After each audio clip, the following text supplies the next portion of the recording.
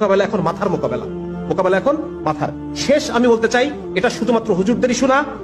এখানে যারা মিডিয়ার যারা আছেন তাদের উদ্দেশ্যে তাদেরকে আমি বলতে চাই, এখানে যারা গোয়েন্দা বাহিনীর ভাইরা আছেন তাদেরকে বলতে চাই, আইন শৃঙ্খলা বাহিনীর ভাইরা আমার এই কথা শুনবেন তাদেরকে আমি বলতে চাই যে দিন শেষে আপনি একজন বাবা।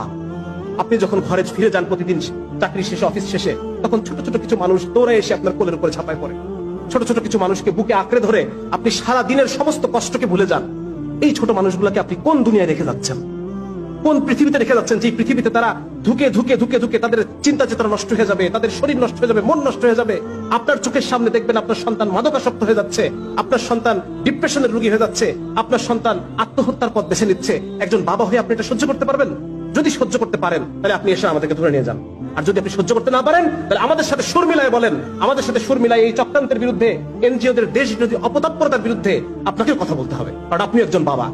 আপনার সেই পিতৃত্বকে উদ্দেশ্য করে বলছি যে আপনার সন্তানের ভালো আজকে আপনাকে সিদ্ধান্ত নিতে হবে, আপনি কার পক্ষে কথা বলবেন, কার পক্ষে কাজ করবেন। আমার